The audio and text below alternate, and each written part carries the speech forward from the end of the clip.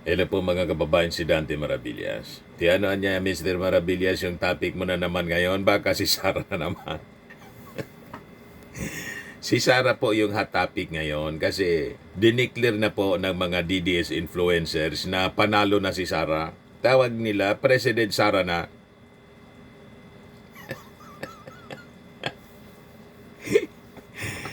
Di ba? Mga kababayan, wala pang eleksyon, panalo na. Binilang na.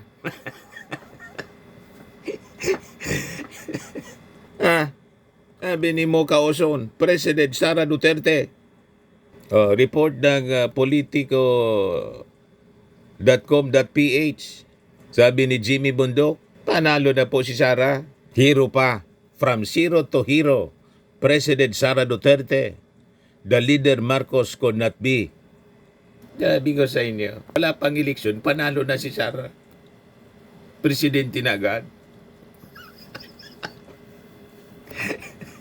Hindi tayo na-inform, mga kababayan. May bago na palang presidente, President Sara Duterte. Declaration pa lang, panalo na. Pinalitan na ng mga DDS yung Comelec. At sabi mga kababayan ng isa pang DDS influencer, yan sabi ni MJ Kiambao Reyes, OMG, nag-declare lang si BP Inday, biglang angat ng Philippine Stock Exchange at lumakas ang peso. Ganon sila kauto, mga kababayan, kauto-uto. Pati yung Philippine Stock Exchange, tumaas kahapon, kasabay ng declaration ni Sara, inattribute nila sa declaration, mga kababayan, ng pagkapangulo ni Sara Duterte. Ganon sila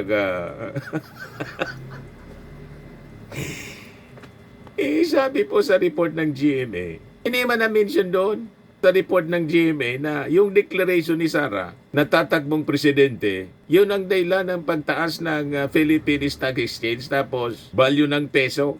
Iba man yung sinasabi ng GMA. Ang report po, GMA News. Philippine stocks in the peso went up on Wednesday as investors prepared for the upcoming meeting of the Bangko Sentral ng Pilipinas where officials will decide whether to keep cutting interest rates. So may relasyon po sa confidence sa monetary policy ng Bangko Sentral. Binasa ko po yung kwento. Wala man pong menensyon sa report na dahil niya sa pagdeklara ng kandidatura sa pagkapangulo ni Sara Duterte, nagkaroon bigla ng confidence yung mga investors. Agad-agad na nagsabi, yes! Yes to Sara. Babalik kami sa Pilipinas para mag-invest.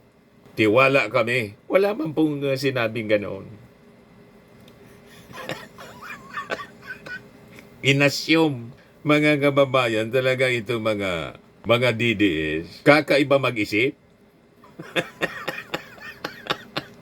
Lahat gagamitin nila, mga kababayan, para i-promote ang kandidatura ni Sara Duterte. Yan tumaas yung stocks, tapos yung value ng peso. As investor prepare daw for the upcoming meeting of the Bangko Sentral ng Pilipinas where officials will decide whether to keep cutting interest rates. So may relasyon po sa monetary policy, sa interest rates ng Bangko Sentral. The main Philippine Stock Exchange Index rose 26.22% dahil doon. Wala man pong relation. Hindi nabanggit sa balita ng GMA na dahil sa declaration ni Sara na tatakbo, biglang tumaas yung stocks at value ng peso dahil kay Sara. Walang ganon. Kasi wala man talagang ganyan. Movements ng market and monetary policy ang nakaka-influensya sa ups and downs ng value, mga kababayan, ng peso at saka stock market. Yan para doon sa mga nakakaintindi. Sa mga hindi nakakaintindi, maniniwala ka MJ Kiambao.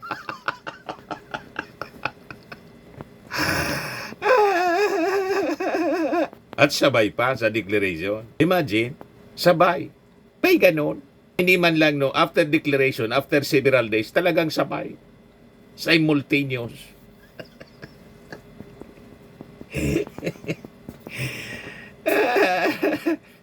Ganon sila katindi, mga kababayan. Talagang kultuan niya, Mr. Maravillas, mag-isip. Paano ganon? Ang kanilang mga pag-iisip po. Wala pang eleksyon, two years pa before ng presidential election, presidente na si Sara. Panalo agad. Prinoklim na, mga kababayan ng mga DDS influencers. But anyway, yan pag-usapan natin, mga kababayan. I-counter natin yung pang-uto nila. Baka mauto kayo, mabudol. Ano ba, mga kababayan? Kasi po, sa paniwala natin, tulad ng sinabi natin kahapon, nag-declare na si Sara kasi panic mode siya. Yung kampo ng mga Duterte. Pati yung mga kaalyado nila, nakikita nila matutunaw na yung mga senador na allied with Sara. Naharap sa patong-patong na kaso at si Sara sa impeachment po. Gustong gawin na shield ni Sara yung impeachment, yung declaration niya sa impeachment complaint. Hirap kasi nilang sagutin itong mga reklamo, articles of impeachment. Kaya kapag hindi makasagot sa paratang, ang ginagawa nila, sasabihin nila, ang script nila is political persecution. Kapag hindi maagaw yung kapangyarihan sa proseso, ang susunod na hakbang, political ambition. Declaration na tatakbo ng Pangulo. Hindi maagaw kakandidato na lang. O, di ba? Malinaw, mga kababayan, ang galaw. Malinaw yung pattern, mga kababayan, ng galawang Chucky. Galawang buitre. Tinawag kasi ni binansagang buitre kasi agila. Hindi niya bagay agila, buitre. Sabi ni Yossi Castro, kasi may plunder and graft complaints. Iyak sila ngayon ng political persecution. May impeachment complaint. Drama sila ngayon ng pagiging biktima. Pabiktim palagi. Hindi mapatalsik yung Pangulo sa destabilization, people power na gustong gawin, mga kababayan. Nagdeklara kahapon ng kandidatura. Ako si Inday Sara, tatakbong Pangulo.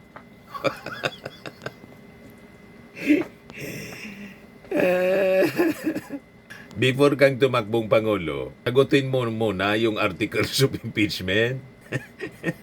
Di ba?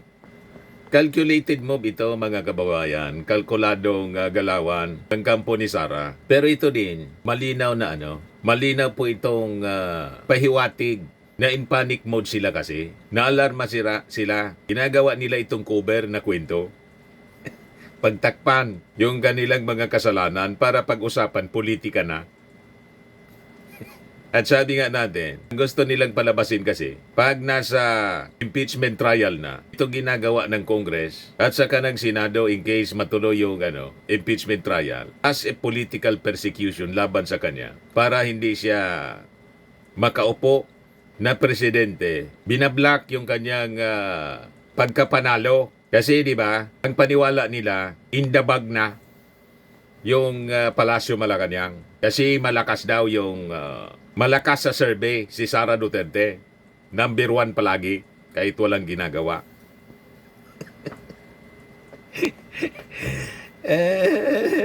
Mindsetting, mga kababayan. Pero pag-usapan muna natin yung mga hindi nasasagot na mga asunto laban sa kanya. Yan malinaw po, mga kababayan. January 21, January 21, 2026, si dating Senador Antonio Trillanes naghain ng plunder at graft complaints laban kay Sara Duterte.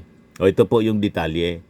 May relasyon ito, mga kababayan, sa 650 million na confidential funds na sinasabi na misuse. Tapos may 8 billion na overpriced laptops. Alleged na pagtanggap ng pera mula sa drug lords. Alleged na paggamit ng Pogo proceeds ayon sa pahayag ni dating aide niya na si Ramil Madriaga. Saka yung 2.7 billion na confidential funds noong siya ay mayor pa ng Davao City. Mabibigat itong mga paratang. Legal na reklamo na ito ay kailangang sagutin sa ebidensya, hindi sa emosyon.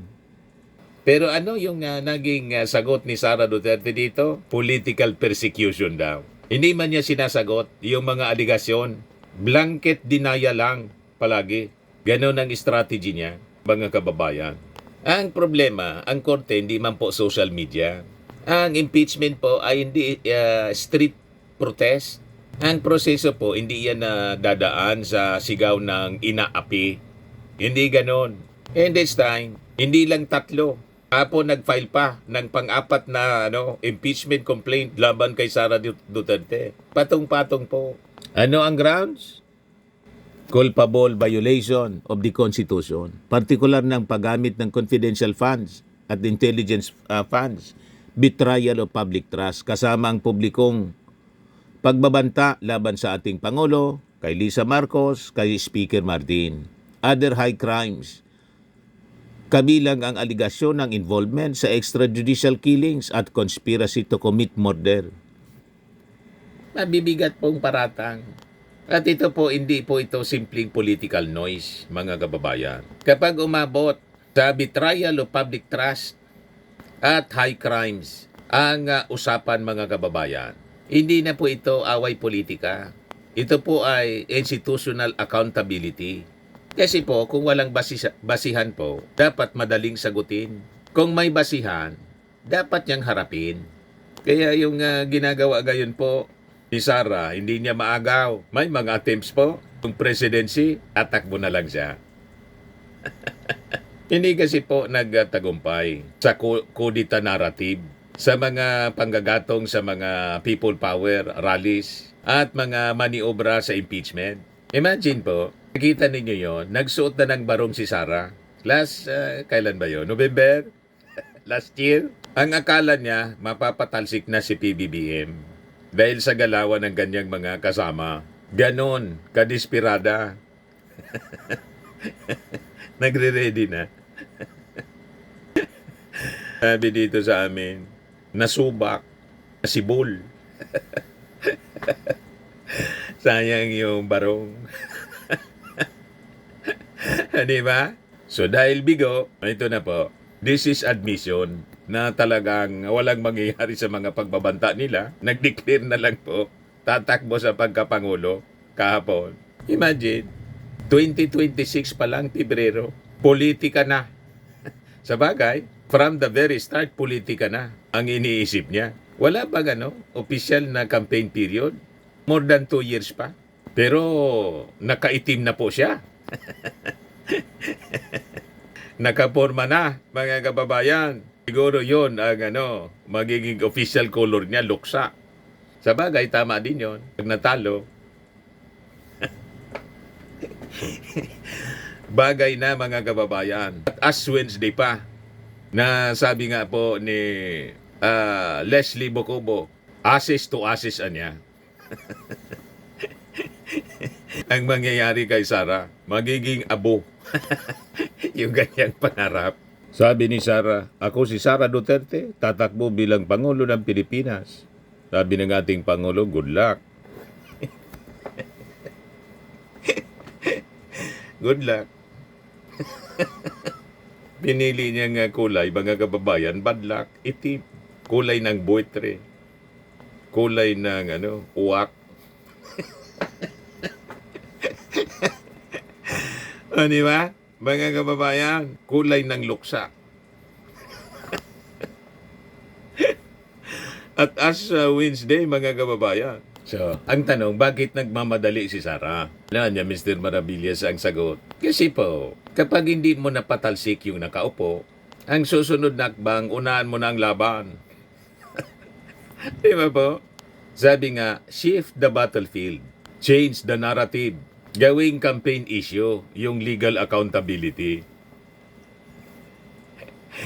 Kasi yan, nag-declare ako, kaya ganon, sinisiraan ako ngayon. Ganon. Yun ang kanyang last button, mga kababayan. Panic. Boton. So nakikita natin, habang may nakabinbin sa kanya na plunder complaint, graft complaint, at 4 na impeachment complaints. Ang focus ngayon ni Sara, hindi man ang paglilinaw, pagsagot sa mga reklamo laban sa kanya. Hindi pagharap sa ebidensya. Hindi pagprotekta sa institusyon. Ang focus niya ngayon, presidency na. Dineclare na po ng kanyang mga followers, DDS influencers, pero na pong presidente. Matik yung proclamation. Mga kababayan, hindi na-inform yung Comelec. Pinalitan na ni Mocha Ozon saka ni Jimmy Bundok. Sila na yung mga bagong commissioners, mga kababayan ng Comelec. Dineclare ng president, pre-claim na ang, di ba niya, Mr. Maravillas, dapat mag-proclaim niya yung Senado. Pati yung Senado, pinalitan na niya.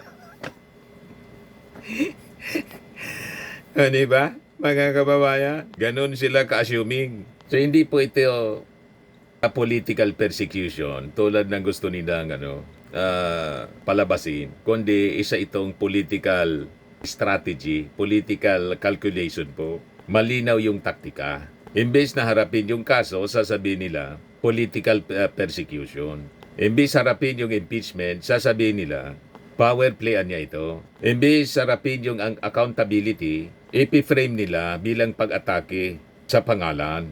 Pero ang reality, mga kababayan, may naghahain po ng mga reklamo laban sa kanya. Formal complaints. May legal processes na umiikot. May mga impeachment complaints na may malinaw po na grounds. Kasama doon yung pagbabanta openly sa ating Pangulong Bongbong. So nakikita natin isa itong desperation sa tingin natin. Ang maagang pag-declare ni Sara ng kanyang kandidatura. Kapag hindi po kayang managot, tatakbo na lang. Tatakbo sa pagkapangulo. Kapag hindi kaya sumagot, iiyak ng persecution. Sa totoo lang po, mga kababayan, ang tunay na leader, humaharap po sa kaso, pero po yung atat na atat sa kapangyarihan, alam naman po ninyo, kitang-kita naman po, di ba? Inuuna ang kampanya kaysa sa katotohanan. Tama po, ready na sana. Nakabarong na daw pala kagabi ang yung mga rallies po, hindi natuloy. Naka-ready na sana na si Bol. Kaya kakandidato na lang siya. Ay, maganda yan. Di ba po, mga kababayan? Pero importante, ma-educate natin yung ating mga mamamayang Pilipino. Sabi ko nga, tulungan ko na si Sara sa pagpapakilala. Kasi nauna na siya na nag-declare. At si Sara, nagbabanggit ng verse ng Bible. Proverbs 19, verse 21 states, "Many are the plans in a person's heart, but it is the Lord's purpose that prevails." Ayan siya kahapon. Pero last year, ito siya. Ang ina ninyong lahat. Ano ba, mga kababayan? Baka sabihin ninyo, sinisiraan ko. Walang paninira doon.